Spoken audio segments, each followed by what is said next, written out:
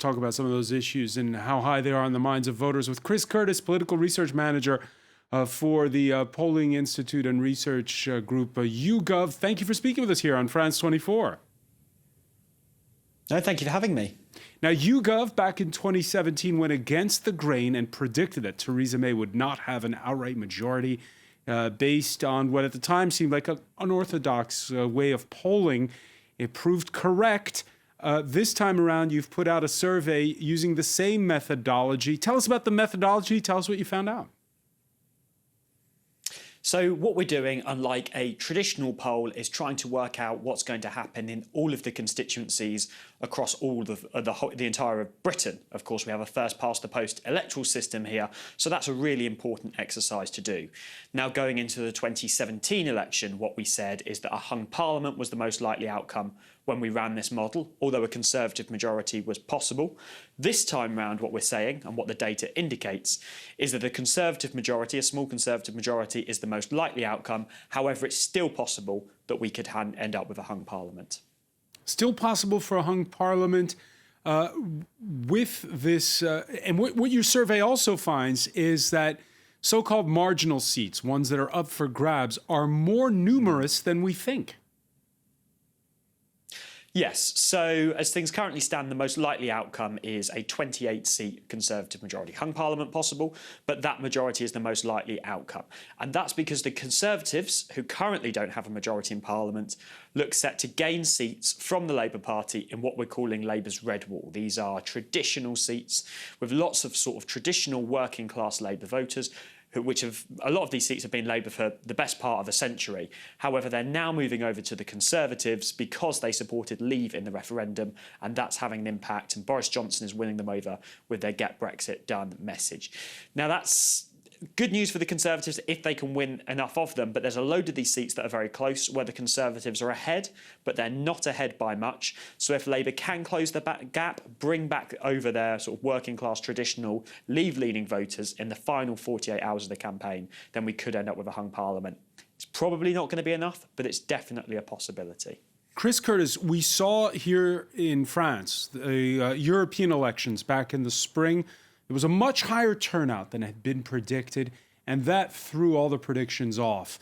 With the fact that we've seen a surge in voter registration for this general election, could that also upset your model? Well, our model does assume that turnout patterns are going to be the same as they have been in previous elections. And to be honest with you, I still think that is the most likely outcome. Obviously, we could see a move in turnout. It's very hard to predict using opinion polling. And this is a bit of a weird election. It's happening in December, for example. We haven't seen that happen for the best part of a century. We don't know what impact that will have. But broadly speaking, I do expect turnout to be the same as it was last time. We do expect younger voters to be slightly less likely to vote than older voters, because that's a pattern that we've seen happen across all elections in which we've seen over recent years. Even though there's been a surge in voter registration among the young. Yeah, I mean, we do get quite excited about voter registration numbers. In most cases, those that register to vote actually are people that are already on the register someone else or have moved house and things like that. And obviously, young people are more likely to move house than older people, which is why we tend to see higher registration numbers for those. Looking at the register as a whole, it looks like the size of the register is about the same as it was last time round. And I wouldn't expect those big dynamics to change very much this election. In 2017, for example, we had this exact same discussion then. Everybody got excited about what was called the youth quake then. When the data came in, it turned out that youth turnout wasn't up very much at all.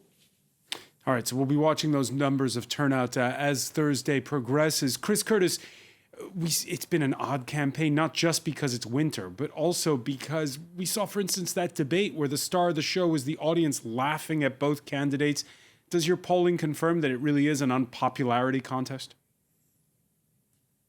It was going into this campaign. I think it's fair to say that both main parties and both main party leaders have recovered over this campaign. We've seen their vote shares going up, and we've seen the favourability ratings of the main two party leaders go up. So it's slightly less of an unpopularity contest than it perhaps was a few weeks ago.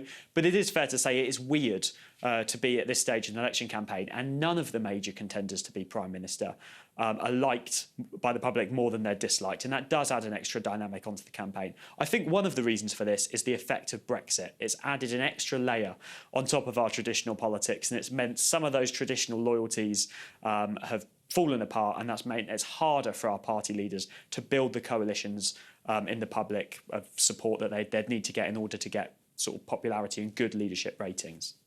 And I mentioned it in my introduction, Chris, that the tactical voting is linked to Brexit. Is it the big issue?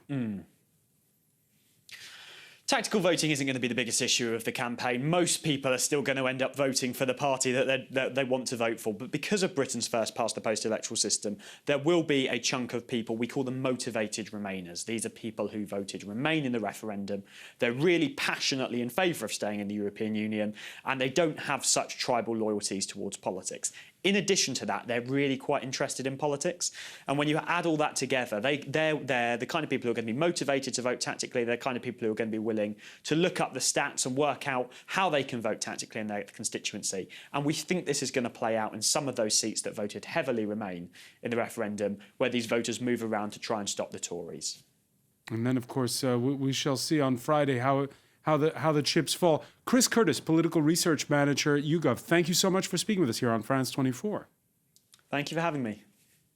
We'll be, by the way, live from London for a special edition of the France 24 debate Thursday at our usual time. There's more news to come, plus the day.